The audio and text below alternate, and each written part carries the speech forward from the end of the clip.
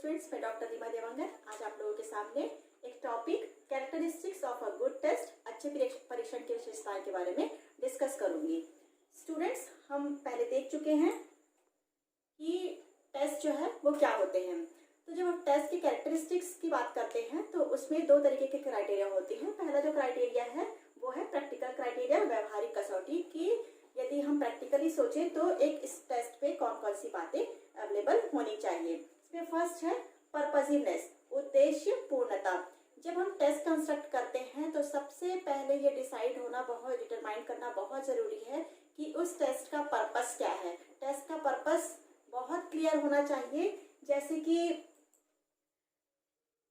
उसके जो specific objectives होते हैं, विशिष्ट उद्देश्य होते हैं, वो पहले हमको प्लान करके रखना होता है।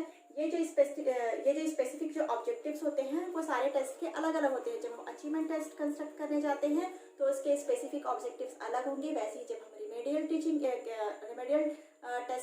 टेस्ट के कंस्ट्रक्शन की बात करते हैं तो उसके जो स्पेसिफिक ऑब्जेक्टिव्स होंगे वो अलग होंगे। तो इस तरीके से उसकी जो ऑब्जेक्टिव्स है वो बहुत क्लियर होना चाहिए।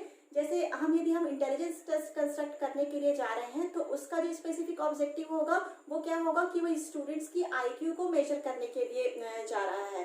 बट यही जब हम एडजस्टमेंट टेस्ट के बारे में बात करते हैं तो हम ये देखेंगे कि स्टूडेंट या किसी पर्टिकुलर पर्सन का सोसाइटी में, उसके सराउंडिंग में किस तरीके का एडजस्टमेंट है। तो दोनों की जो ऑब्जेक्टिव्स हैं वो बिल्कुल क्लियर है। और वैसे ही जब हम टेस्ट कंस्ट्रक्ट करने जा रहे हैं तो उसका जो पर्पस है, उसके जो सब्जेक्ट मैटर से लेकर हो गए कंटेंट एरिया से रिलेटेड जो भी है, वो ऑब्जेक्टिव्स बहुत ही क्लियर होना चाहिए और प्री डिटरमाइंड होना चाहिए। सेकेंड है व्यापकता, कॉम्प्रहेंसिवनेस।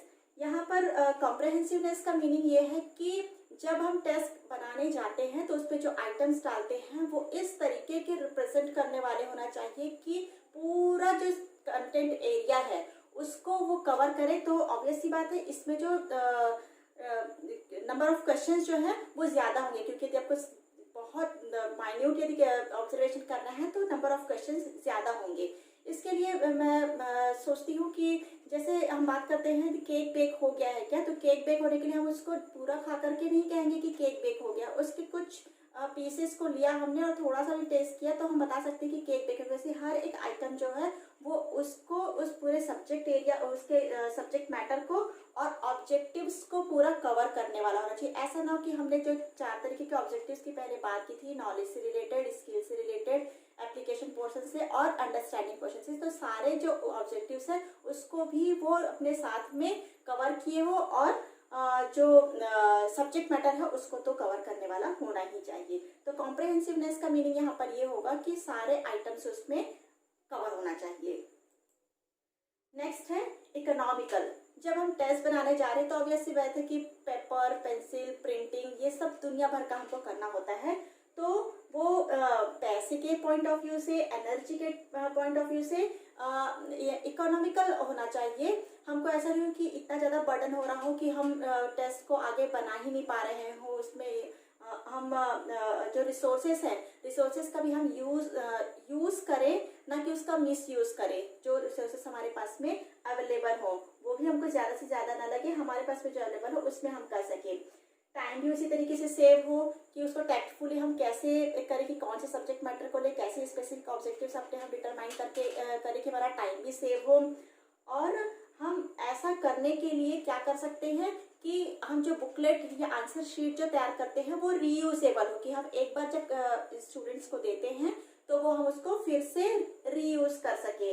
और हम ज़्यादा से ज़्यादा क्या कर सकें कि इंडिविजुअल टेस्ट, व्यक्तिगत परीक्षण ना करके हम ग्रुप टेस्ट करें। ग्रुप टेस्ट में हमारा टाइम भी सेव होगा, मनी भी सेव होगा, एनर्जी भी सेव होगी और जो रिसोर्सेज हमारे पास में अवेलेबल हैं वो भी हमारे पास में सेव होंगे। तो इस तरीके से जब टेस्ट बनाएं तो ऐसा नहीं कि हम अननेसेसरी पैसे का वेस्ट करें, बल्कि हम उन रिसोर्सेज का सबका प्रॉपर यूज़ करें। उसी तरीके से जो टेस्ट की जो लेंथ है, मतलब जो नंबर ऑफ क्वेश्चन जो है वो इतने ज़्यादा न रखें कि स्टूडेंट इतना बोर हो जाए कि वो जो प्रॉपर अपना जो उसको आउटपुट देना है वो ना दे पाए। तो इस तरीके से इन सारे पॉइंट ऑफ व्यू से वो इकोनॉमिकल होना चाहिए टेस्ट को।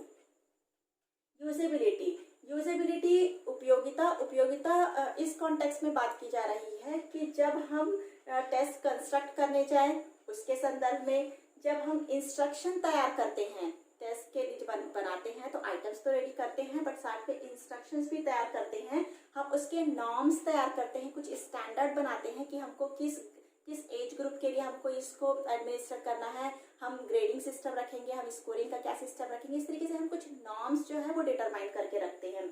हम जब इस और कुछ क्वेश्चंस ऐसे होते हैं जिसमें कि हमको मॉडल एग्जाम्पल्स आंसर के लिए या सॉल्यूशन के लिए देना पड़ता है, वो हमको डिसाइड करना होता है और स्कोरिंग की हमको डिसाइड करनी होती है। तो जब उसके बाद में जब स्टूडेंट उसको सॉल्व करते हैं तो वो उसके लिए भी इजी होना चाहिए। साथ ही जब हम इसको एडमिनिस्टर करने के लिए जाते हैं, प्रशासित करने के लिए अपने सैंपल के पास में जाते हैं, वो उसमें भी इजी होना चाहिए।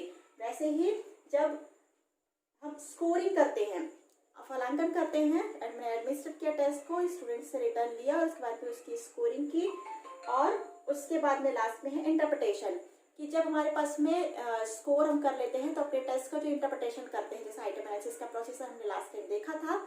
तो इस तरीके के इतने सारे जब हम प्रोसेस करते हैं टेस्ट कंस्ट्रक्शन के समय, तो इन सारी पॉइंट्स हमारे लिए इजी हो न कि डिफिकल्ट हो। हम ऐसा तैयार करें, अपना प्लान ऐसा करें कि इन सारे जो भी पॉइंट्स हैं वो बिल्कुल इजी हो सारे संदर्भ में। नेक्स्ट है acceptability, ग्राह्यता।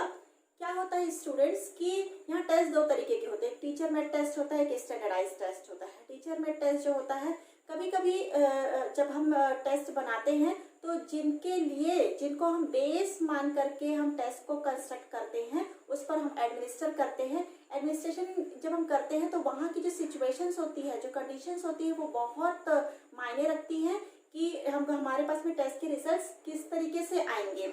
Generally teacher made test जो होता है कि हम खुद टीचर भी उसको एक्सेप्ट नहीं कर पाता है उसके रिजल्ट्स को। तो यहाँ पर एक्सेप्टेबिलिटी का मीनिंग यही है कि वो टेस्ट जो है एक्सेप्टेबल होना चाहिए। यहाँ पर कुछ बहुत सारे टेस्ट हैं जो कंस्ट्रक्ट किए जाते हैं बट कहीं ना कहीं किसी न किसी पॉइंट पर वो एक्सेप्टेबल नहीं होते हैं।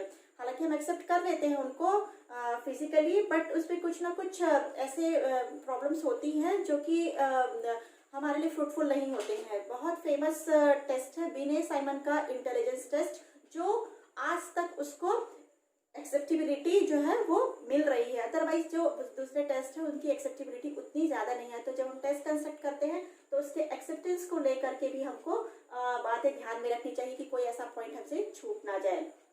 मैंने बताया आपको कि अचीवमेंट टेस्ट बनाते हैं कि उसकी एक्सेप्टेबिलिटी अलग होगी। रेमेडियल टेस्ट का मतलब वो होता है कि जब हम एक बार अचीवमेंट टेस्ट बनाते हैं, स्टूडेंट यदि उसमें किसी पॉइंट में फेलियर होता है तो हम उसको फिर से निदानात्मक परीक्षण तैयार करते हैं कि स्टूडेंट की वीकनेस को दूर करने के लिए, कि किन पॉइंट्स में वो अटक रहा है, उनको दूर करने के लिए हम उनको पहले फिर से टीच करते हैं और फिर रेमेडियल टेस्ट कंस्ट्रक्ट करते हैं।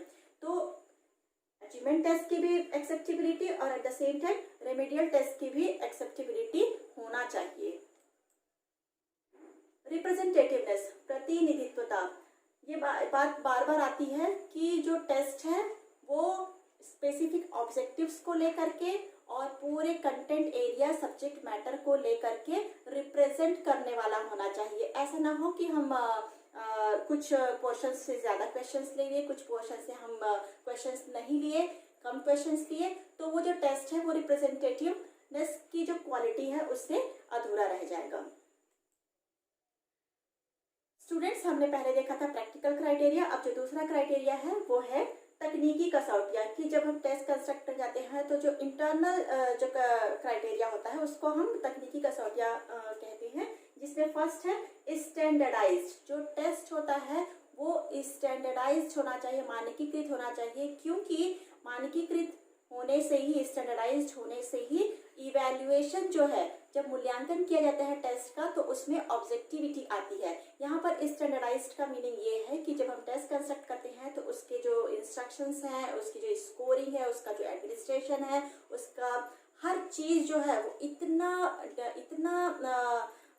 एक्सपर्ट से हम डिस्कशन के बाद में उसको बनाते हैं और कहना चाहिए कि उसमें नॉर्म्स जो होते हैं वो कहीं भी उसमें फ्लेक्सिबिलिटी हम नहीं कर सकते हैं। जैसे हम टीचर में टेस्ट पे थोड़ी फ्लेक्सिबिलिटी जो है वो शो कर सकते हैं, बट स्टैंडर्डाइज टेस्ट में ऐसी कोई भी बातें नहीं आती है, जिससे इवैल्यूएशन जो है उसमें ऑब्जेक्टिविटी होती, कहीं भी बायसनेस नहीं होता, कहीं पक्षपात नहीं होता, पार्शियलिटी नहीं होती।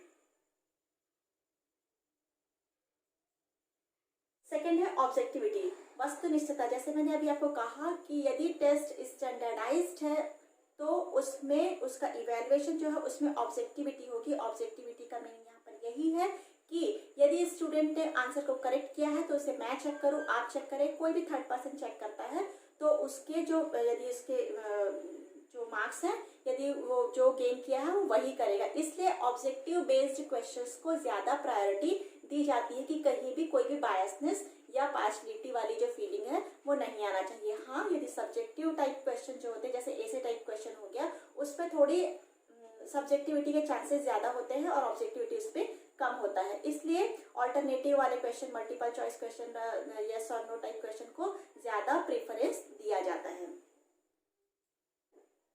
थर्ड है डिस्क्रिमिनेटिव, विभेदकारिता।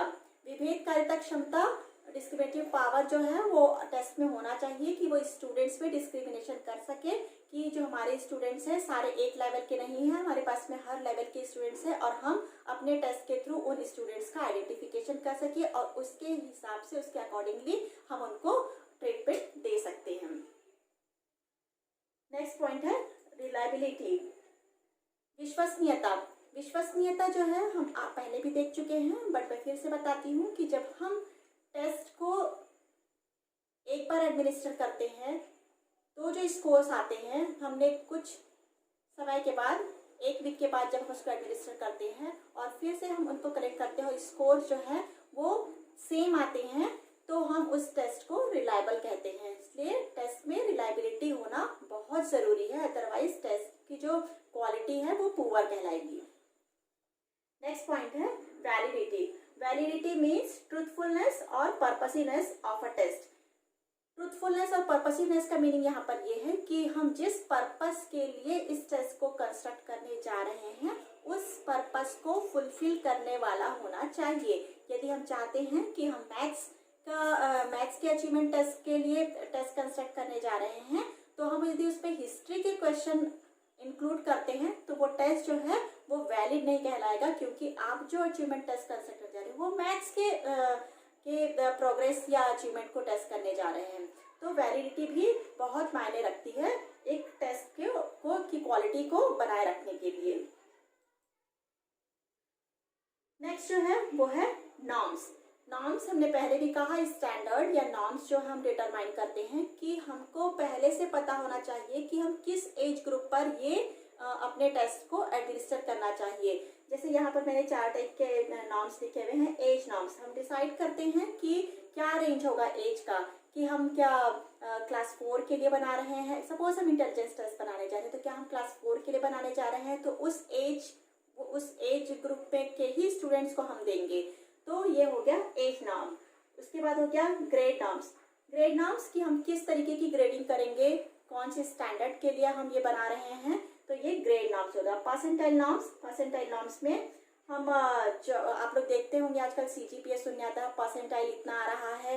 ये जो आजकल के जो कॉम्पिटिटिव एग्जाम्स होते हैं स्टूडेंट्स को जो कहना चाहिए हम परसेंटेज के फॉर्म में लेके परसेंटाइल फॉर्म में जो ग्रेडिंग करते हैं कहना चाहिए, और उनको मार्क्स, उनके मार्क्स के अकॉर्डिंग हम उनको एक रैंक असाइन करते हैं, वो परसेंटाइल नॉर्म्स होता है।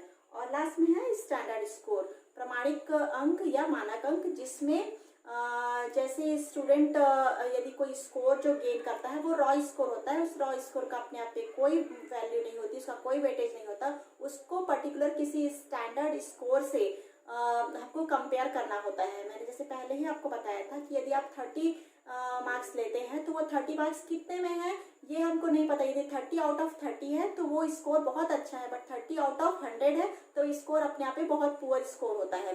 तो इसलिए ये मेन से कितना ऊपर है, यदि 30 जो है मीन से बहुत बिलो है तो हम इसको कहेंगे कि ये स्कोर अच्छा नहीं है, यदि मीन से ऊपर है तो हम कहेंगे कि ये अच्छा स्कोर है। तो इसलिए हमको एक पर्टिकुलर स्कोर को जो है उसको ले करके चलता है, तो अपने रॉ स्कोर को स्टैंडर्ड स्कोर में हमको कन्वर्ट करना होता है। तो इस तरीके से ये जो है नॉर्म सम डिसाइड करते हैं। इस तरीके से टेस्ट में ये सारी क्वालिटीज होना चाहिए, तब जब आपका टेस्ट है वो एक अच्छी क्वालिटी का टेस्ट कहलाएगा। अदरवाइज उस पर कुछ ना कुछ प्रॉब्लम्स रहेंगी और आपको आइटम्स जो हैं वो परेशान करते रहेंगे। मैं सोचती हूँ स्टूडेंट्स कि आपको ये टॉपिक समझ में आया होगा। यदि आपको कोई डाउट है तो आप उसको कमेंट करिएगा। Thank you.